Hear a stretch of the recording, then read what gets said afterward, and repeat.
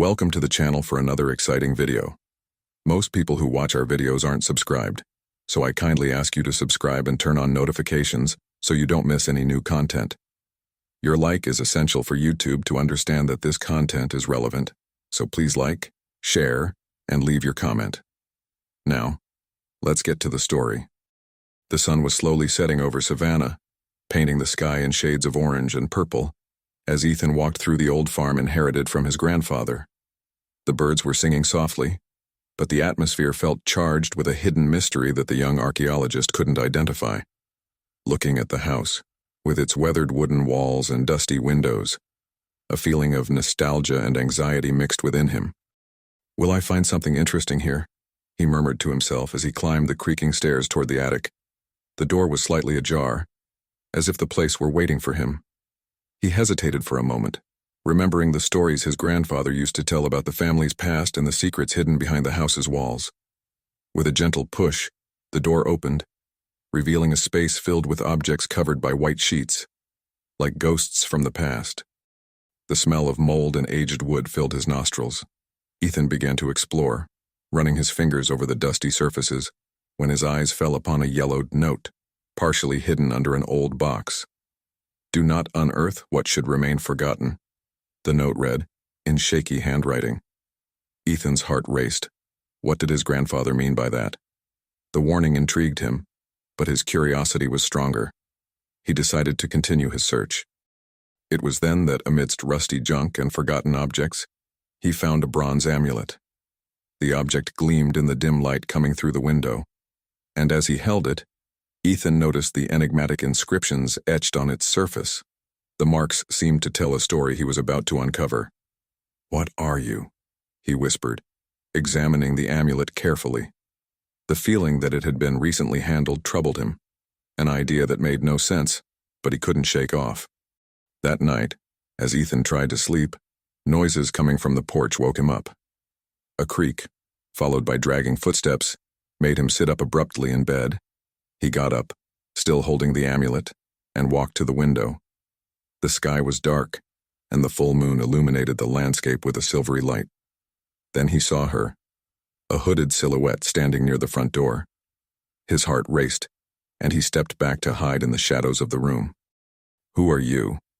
Ethan asked, his voice barely a whisper, but the figure turned and vanished into the darkness as if it had never been there. A chill ran down his spine. What was happening?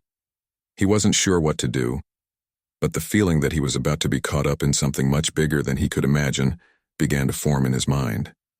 Maybe I should have listened to the warning, he thought, looking again at the amulet that glowed in his hand. Curiosity and fear intertwined within him, and as he gazed into the darkness, Ethan knew his life was about to change forever.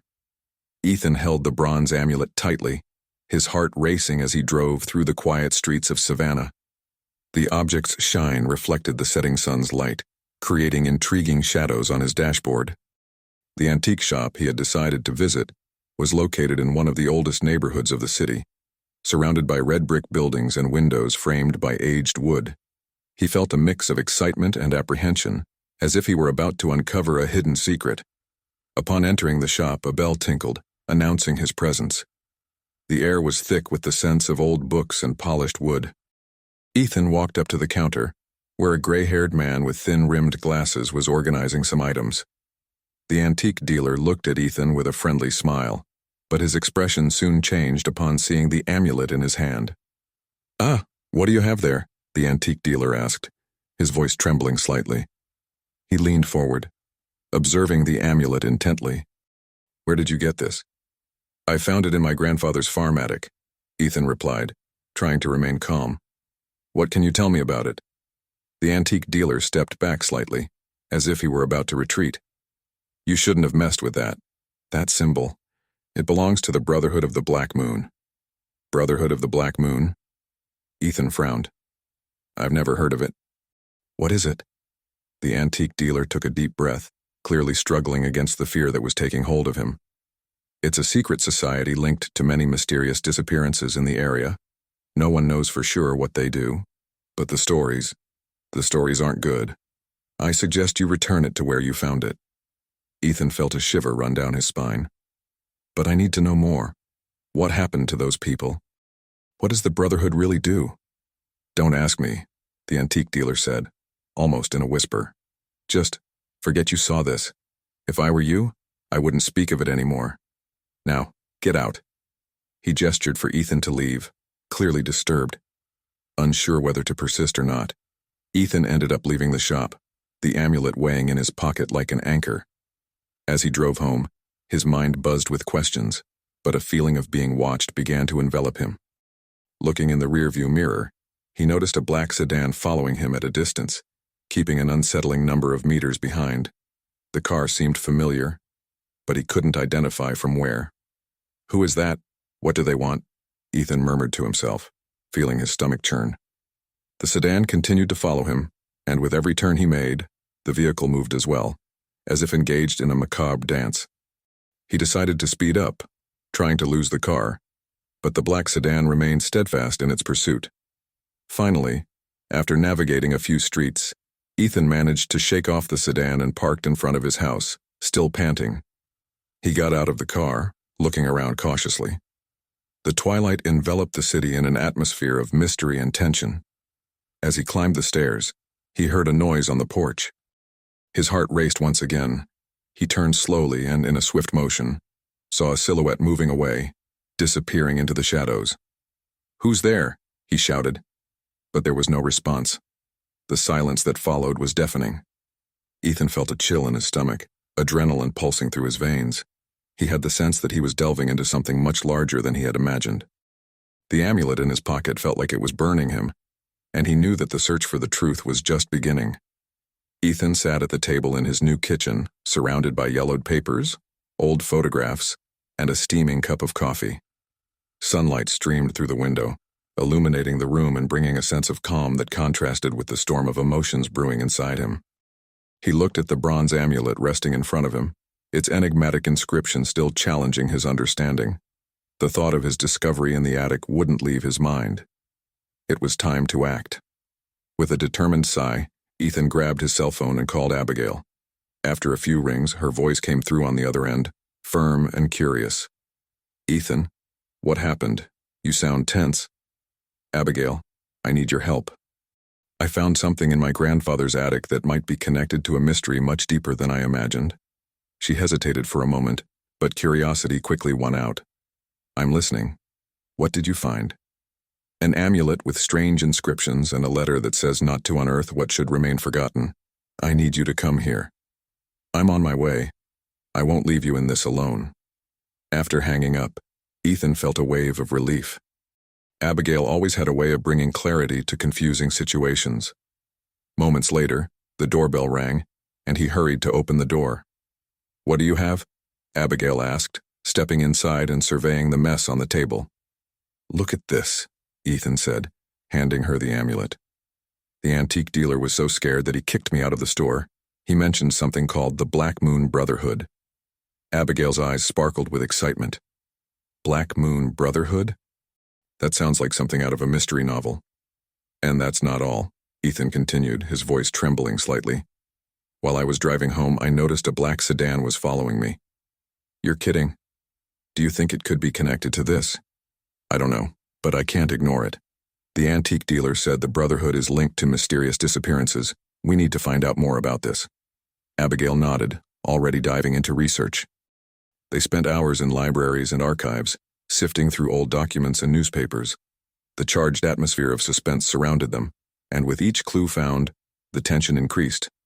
"Look at this," Abigail said, holding up a crumpled newspaper. "It says there was a series of disappearances during the construction of the local railroad in the 1930s. It could be a connection." Ethan furrowed his brow, studying the page. If the disappearances happened around the same time the Brotherhood was active, it might not be a coincidence. "We need to go to those construction sites," Abigail suggested. As they left the archives, the feeling of being watched hung in the air. Ethan glanced over his shoulder and noticed a hooded figure following them at a distance. His heart raced. "Oh, to Abigail," he whispered. "I think we're being followed." She turned, trying to spot the silhouette, but the figure quickly vanished into the shadows. "Let's hurry," Abigail said, feeling adrenaline coursing through her veins. As they walked briskly, the streets of Savannah felt darker. They decided to split up temporarily to confuse whoever was following them. Abigail took a right turn, while Ethan continued straight, keeping vigilant. Upon reaching a dead end, Ethan turned to check if he was alone. The black sedan was parked a few meters away, engine off and lights out. He felt his stomach churn. "What am I doing?" he murmured to himself, feeling the pressure of fear rise. But curiosity and the urgency to uncover the truth kept him moving. He ran back to find Abigail. When they reunited, she had a worried expression. "What happened?" they asked simultaneously. "I saw someone," Ethan said, breathless, "and a car that seemed to be following me. We need to be careful." Abigail nodded, her expression turning serious. "So, it's true. We're in the middle of something much bigger than we imagined." Ethan and Abigail were immersed in their investigations, surrounded by dusty books and ancient documents in the library of historic downtown Savannah. The environment was filled with the smell of old paper and mold, but this didn't deter them from searching for clues that might lead them to the truth about the Black Moon Brotherhood. While flipping through a book about the city's history, a yellowed letter fell from a shelf, catching Ethan's attention. "Look at this, Abigail," he exclaimed, picking up the letter and examining it carefully. The handwriting was elegant, but the content made his heart race. It's a letter from 1932. It talks about a secret tunnel under the city center. "A tunnel?" Abigail stepped closer, her eyes fixed on the letter. "What else does it say?" Ethan read aloud. "It mentions that the tunnel was used during the construction of the railroad, and certain people would gather there to discuss delicate matters. It seems there was a desire to hide what was happening in the depths of the city." Abigail frowned, intrigued. This could be the key to understanding the disappearances. If the Brotherhood had a secret meeting place, maybe they have evidence of what really happened there. "Yes, but what worries me is the warning we found in the attic," Ethan said hesitantly. "The letter mentions that the tunnel must remain a secret. What are they hiding?" The two continued to discuss their options, but their conversation was interrupted by a noise coming from the door. A strong wind made it move, and a shadow crossed the entrance of the library. Abigail looked at Ethan, her eyes wide. "Did you see that?" "Yes," Ethan replied, adrenaline rising. "We need to get out of here." As they headed for the exit, Abigail grabbed her cell phone. "Let me call the police, and just to make sure we're safe." Before she could dial, her phone vibrated with a received message. Abigail read the screen, and her face went pale. "Ethan, you need to see this." "What is it?" he asked, concerned. "It's a threatening message. It says, 'Abandon the search or pay the price.'" Ethan felt a chill run down his spine. "We need to get away from here. We can't let this intimidate us. What we have is too important." "We know it's dangerous, but we can't stop now," Abigail asserted, determined. "We have to find out the truth, even if it means taking risks." They hurried out of the library, but when they reached the parking lot, they noticed a black sedan parked in a corner. Ethan frowned, remembering the car that had followed him earlier. "That car. It was following me before. We need to go. Now." The two rushed toward Ethan's car, but before they could get in, a sudden sound sliced through the air. A masked figure emerged from behind the sedan, advancing toward them. "You shouldn't be here." The figure's deep, distorted voice echoed in the night. Ethan and Abigail exchanged a panicked look. "Run!" he shouted, pulling Abigail into the car. Desperately, he started the engine and accelerated as the figure tried to reach the vehicle. Ethan's heart raced, and he felt the adrenaline pulsing through his veins. "Wait, we need to find a safe place," he said, glancing in the rearview mirror to see if the figure was still following them. "Let's go to my friend's house. He can help us," Abigail suggested, fear still present in her voice. The car sped through the streets of Savannah, and as they distanced themselves, Ethan couldn't stop thinking about what had just happened. He knew they were delving into something much larger than they had imagined, and the truth they were seeking could cost much more than they were willing to pay. Ethan sat at the kitchen table, the soft light of late afternoon filtering through the windows. The smell of fresh coffee still lingered in the air, but his stomach was tight, as if sensing what was to come. He held the yellowed photo he had found in the attic, a portrait of his grandfather at a formal event, with a serious look and a shining bronze ring on his finger. The symbol engraved on the ring was identical to that of the amulet he had found, and the connection sent a chill down his spine. "Ethan, are you okay?" his mother, Clara, asked as she entered the kitchen. She noticed her son's worried expression and approached him. "What happened?" He hesitated but knew he needed to know the truth. "Mom, I found this in the attic." He extended the photo to her, watching the change in her face. Clara's eyes widened at the sight of the image. "Where did you find this?" she asked, her voice trembling slightly. "In the attic. I also found an amulet with the same symbol that is on Grandpa's ring. What does this mean?" Ethan insisted, anxiety growing. Clara sighed, sitting down at the table. I didn't want you to know this way. Your grandmother and I tried to keep it a secret. Our family has a past that isn't pretty, Ethan." "Pasts involving what? The Brotherhood of the Black Moon? What do you know about them?" Ethan couldn't hide the frustration in his voice. With each evasive answer, his anguish grew. "Yes, the Brotherhood. They are associated with terrible things. Your grandfather was part of it all, and I didn't know how to explain. I just wanted you to have a normal life." Clara looked down, her hands trembling on the table. "Normal? Mom, I can't ignore this. I need to understand what's going on." The determination in his voice was clear, but he also felt a growing weight in his heart. "Ethan, listen. Your grandfather got involved with them at a time when society was engaged in very dark practices." Clara looked around as if fearing someone might hear them. "Disguises, rituals, and many disappearances." "Disappearances? Are you serious?" Incredulity washed over Ethan. "And why didn't you ever tell me this before?" "I tried. When your grandfather passed away, I didn't want you to worry about the past. I wanted you to focus on your future." She took a deep breath as if preparing to reveal an old secret. "But now that you've found the amulet, I can't hide the truth any longer." Ethan stood up, starting to pace the kitchen, processing the information. "So you're telling me that our entire family, everything I thought I knew about them, is a lie? How can I trust anything now? I don't want you to get involved. The Brotherhood still exists, and they won't like you digging into the past. If you continue, you may put yourself in danger," Clara warned, her expression deeply concerned. "Danger? Mom, they are already following me. I saw a car that was tailing me last night," Ethan replied, anger and fear mixing in his voice. "I can't give up now. This is bigger than me. This is about the truth of our family." Clara looked at her son, her concern transforming into determination. "Ethan, you need to be careful.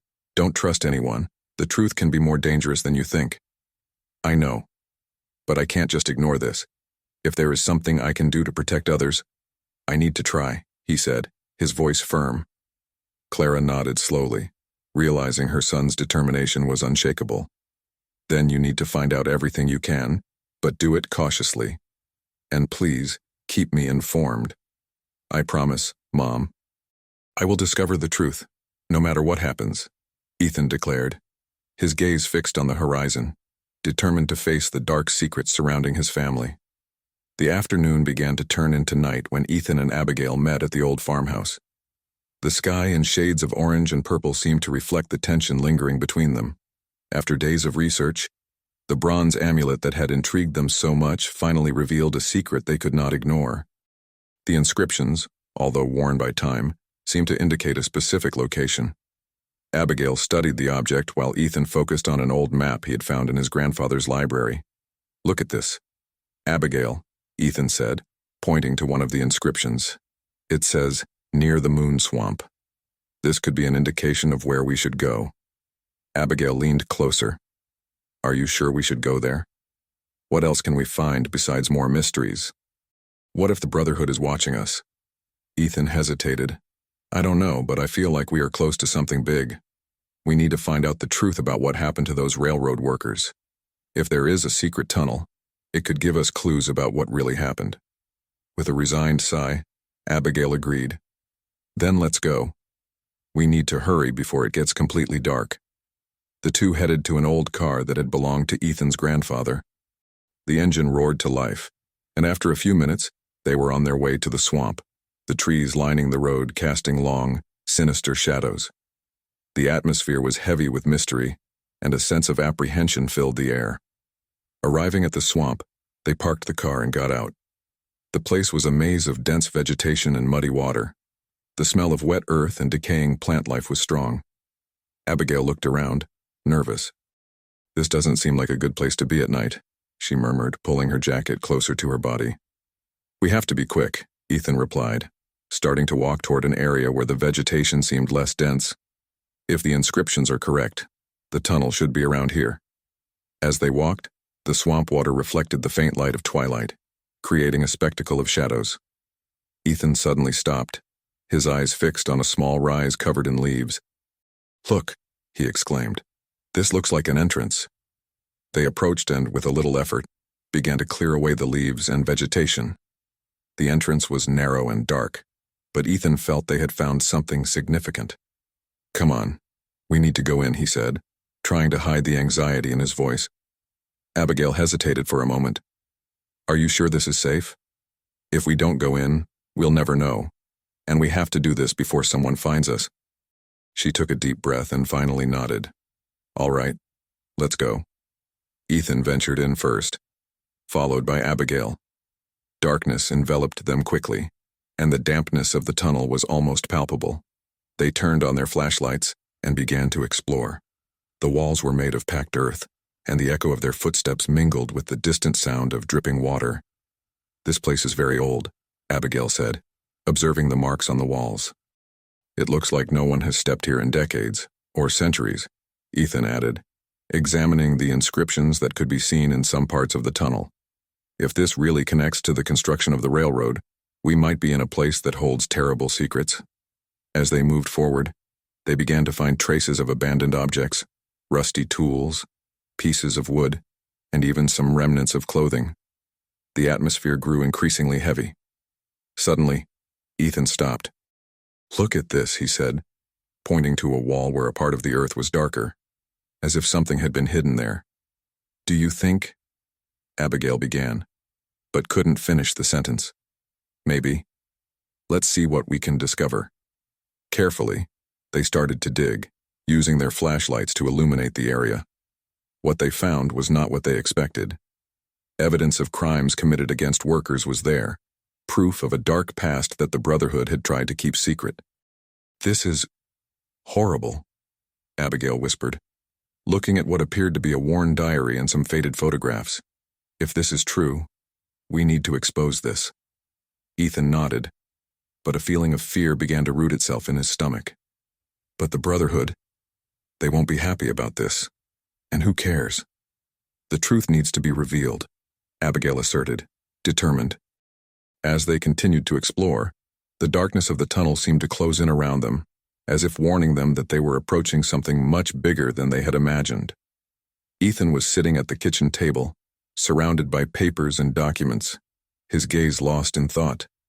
The yellowish light from the lamp illuminated his face but did not dissipate the shadow of worry that loomed over him. The bronze amulet lay before him, a constant reminder of the dangers now surrounding his life. He had decided he could no longer ignore the truth, but with each new discovery, the feeling that he was plunging into an endless abyss grew stronger. Abigail walked in through the kitchen door, her expression one of determination. "Ethan, I've been thinking. We need to act fast. If the Brotherhood is really interested in what we found, we don't have much time." "I know," Ethan replied, running his hand through his hair in a gesture of frustration. "But they tried to buy us. That means we're on the right track, right?" "Yes, but it also means they have power. Power enough to try to silence us in any way," Abigail said, her tone becoming serious. "We need to be cautious." Ethan nodded, recalling the tempting offer he had received earlier that morning, a thick envelope with an amount that could solve all his financial problems. He hadn't opened the envelope, but the proposal was clear. Abandon your investigation and take this as compensation. It was an offer that many would consider irresistible, but he knew that accepting it would mean leaving the truth behind. "I can't just turn a blind eye to this, Abigail. Not after everything we've discovered about the Brotherhood and the disappearances," Ethan said, his voice heavy with determination. "The lives that have been destroyed. This can't continue." Abigail moved closer to him, placing her hand over his. I understand, Ethan. But you need to think about the consequences. Exposing the Brotherhood could mean putting your life and mine at risk. You saw what happened to those who opposed them. Ethan closed his eyes, remembering the news they had read about people who had disappeared without a trace. The truth was a sharp blade that cut in both directions, and he felt trapped at a crossroads. What if we do this the right way? If we can gather enough evidence, yes, we can take it to the authorities. And what if the authorities are corrupt? Abigail shot back, her expression filled with concern. You said yourself that they have deep connections. What guarantees that the FBI isn't on the Brotherhood's payroll? At that moment, Ethan's phone rang, interrupting the tense dialogue. He looked at the screen and saw an unknown number. His heart raced as he hesitated to answer, but curiosity won out. Hello? On the other end of the line, an anonymous voice sounded cold and calculating. Ethan, you need to stop digging. Leave the past where it is. If you don't, your friend will pay the price. Abigail turned pale at the threatening words, her eyes fixed on Ethan's face. Who are you? He asked, trying to remain calm. It doesn't matter who I am. What matters is that you stop. The Brotherhood is not a game. You don't know who you're dealing with, the voice said, and the call was abruptly cut off. Ethan slammed the phone down on the table, his heart pounding in his chest. This can't be left like this. They're threatening us now. Abigail took his hand, squeezing it firmly. We need to be smarter. We can't let fear paralyze us. But we also can't act impulsively. You're right. But I can't give up on this. Not after everything we've faced, Ethan replied, the determination in his voice growing. He looked at the amulet as if he saw in it the key to unraveling the whole mystery. If they want me to stop, it means we're getting close to the truth. Abigail sighed, knowing the decision had been made. Then let's prepare. We need a plan, and if necessary, we'll seek protection. Yes, but first we need more information. We can't take a step without being sure of what we're facing, Ethan said as he stood up, determined. He didn't know what the future held, but he was determined not to let fear paralyze him. The truth was his only ally, and he was willing to face it, no matter the cost. Ethan was in his room, the dim light from the lamp illuminating the documents scattered across the table. He looked at the pile of papers before him, his mind in turmoil. The information he and Abigail had gathered over the past weeks formed a dark puzzle, and he felt that each piece he placed was bringing him closer to an abyss he would rather not confront. With a deep sigh, he picked up one of the older documents, a letter dated 1932, that mentioned the construction of the railroad and the workers who mysteriously disappeared. These men deserve justice, he murmured, feeling the pressure building in his chest. He knew that exposing the truth would not only be a personal challenge but could also affect his family's reputation in irreversible ways. The doorbell rang, interrupting his thoughts. It was Abigail. Upon entering, she noticed Ethan's serious expression. Did you find something new? She asked, a mix of curiosity and concern in her voice. Yes, but I also found something that worries me, Ethan replied, running his hand through his hair, trying to organize his thoughts. These documents, they not only link the Brotherhood to these disappearances but also to public figures, people who may be involved in corruption. Abigail frowned, sitting down in the chair across from him. This is serious. If you reveal this, many will be in danger, not just you and me. We need to make sure we're ready for what comes next. I know, Abigail, but the truth needs to come out. I can't just stand by while injustices are perpetuated, Ethan said, determination growing in his voice. And what if you were in my place? Wouldn't you feel compelled to act? Of course. But you also have to think about the consequences. What if the Brotherhood finds out what we're doing? They won't hesitate to silence us, she argued, the concern clear in her eyes. Ethan looked out the window, trying to envision a future where the truth was revealed, but the image faded from his mind. I'm willing to take that risk, but I don't want you to get hurt because of me. You are the only ally I have, and I can't let you become a victim in this game. Abigail shook her head, determined. If you're going, I'm going with you. We can't let fear win, but we need to have a plan, something that keeps us a step ahead of them. Ethan's phone rang, interrupting the conversation. He answered, and a distorted voice on the other end made his heart race. Ethan, you need to stop this.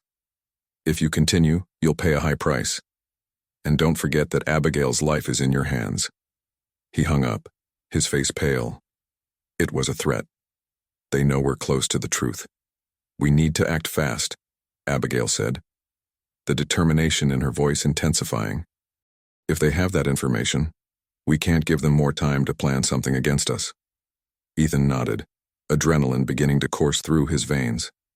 Let's gather everything we have and think about how to expose this without putting ourselves at risk. And what about your family? Are you really ready for this, revealing that they might be involved? Abigail questioned, the concern returning to her gaze. It's a tough choice, but I can't allow their legacy to be upheld at the cost of the truth. And if my family was part of this, then I need to confront that reality, Ethan replied, his voice firm, but his heart heavy. Then let's do this. Together, Abigail said, extending her hand to him. Ethan took her hand, feeling the strength of the alliance they had formed. He knew the path ahead would be dangerous, but for a moment, the certainty that he was not alone gave him courage. Together, he repeated, determined to face the challenges to come, even if it meant unearthing secrets that many would prefer to keep buried. Ethan was surrounded by palpable tension. The room he was in was lit only by a hanging lamp, casting dancing shadows on the walls as he prepared for the most dangerous confrontation of his life. He wasn't sure he could negotiate Abigail's freedom, but he knew he had no other choice. With the evidence in hand, the weight of responsibility was almost unbearable. The doors creaked open, and two men in dark suits entered. Their faces were expressionless, but their cold, calculating eyes revealed an unyielding determination. The leader, a medium-sized man with an undeniable air of authority, stared intently at Ethan, as if assessing every move of the young archaeologist. Did you bring the evidence? The man's tone was grave, almost threatening. Ethan took a deep breath, trying to stay calm. Yes, but before we discuss what will happen to it, I want you to free Abigail. The men exchanged glances, and the leader leaned forward, clasping his hands on the table. You know that what you're asking is complicated. The Brotherhood can't just let you and your friend meddle in our affairs. Complicated, or just inconvenient for you?